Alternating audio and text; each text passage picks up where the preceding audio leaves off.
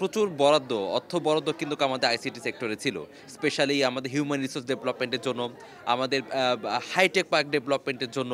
So এইগুলোতেই কিন্তু খুব একটা যে সুফল আমাদের ইন্ডাস্ট্রির মানুষজন পেয়েছে সেটা কিন্তু না।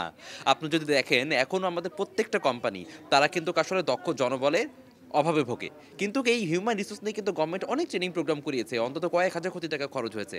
সো এই জায়গাগুলোতে যে আমাদের যে ট্রেনিং প্রোগ্রামগুলো আমরা করাচ্ছি, এইটা যেন আসলে রিশাফেল করা হয়, প্রপারভাবে ইন্ডাস্ট্রি ওরিয়েন্টেড করা হয় এবং এইখানে যেন একটা কোয়ালিটিকে এনশিওর করা হয়, এটা আমার ইন্টারিম গভর্নমেন্টের কাছ থেকে আমাদের প্রত্যাশা থাকবে, এটা যেন আসলে এনশিওর করতে হয়।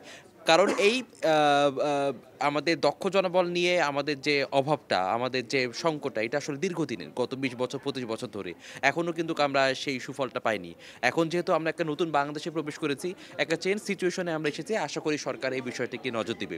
দ্বিতীয় যে ব্যাপারটি হচ্ছে, আমরা কিন্তু আসলে ইন্টারনেটটার জন্য আমাদের যে পরিমাণ ক্ষতি হয়েছে, এটা নিয়ে আমরা সবাই আসলে আলোচনা করেছি। আমাদেরকে এটা এনশিওর করতে হবে যেন ইন্টারনেটটাকে কখনোই আর অফ করে দেওয়া না হয়। আমাদের খাদ্য, বস্ত্র, বাসস্থানের মতো ইন্টারনেটও কিন্তু একটা মৌলিক অধিকার। এটাকে আসলে কোনো গভর্নমেন্ট কোনো অবস্থাতে যেন আসলে বন্ধ করে দিতে না পারে, সেটাকে আসলে আমাদের এনশিওর করতে হবে। আরেকটি যে বিষয়টি প্রয়োজন সেটি হচ্ছে আমাদের আইসিটি খাতে ব্র্যান্ডিংকে বাড়াতে হবে। সো আমরা আসলে ব্র্যান্ডিং নিয়ে অনেক কথা বলছি, আমরা কান্ট্রি ব্র্যান্ডিং এর কথা বলছি। কিন্তু ব্র্যান্ডিং আমাদের নিয়ে তো আগেও অনেক আলোচনা হয়েছে। আগেও অনেক আয়োজন কিন্তু হয়েছে। সেটা নিয়ে আসলে কোনো সেটা কাজ কেমন হয়নি। ইফেক্টিভ হয়? কেন? আমরা যদি আসলে ব্র্যান্ডিংটা মানে কি? আমাদের ইন্ডাস্ট্রি ওরিয়েন্টেড হতে হবে। যেমন আসলে বাংলাদেশ আউটসোর্সিং এর জন্য খুব ভালো। আউটসোর্সিং একটা প্রপার ডেস্টিনেশন। সেই সেই জিনিসগুলোকে আসলে ফোকাস করতে হবে। আমরা আসলে গেম ডেভেলপমেন্টে ভালো, আমরা আসলে কাস্টমাইজ সফটওয়্যার ডেভেলপমেন্টে ভালো অথবা গ্রাফিক্সে ভালো। এরকমভাবে কোনো স্পেসিফিক ভাবে আসলে ইন্ডাস্ট্রি ব্র্যান্ডিং করতে হবে।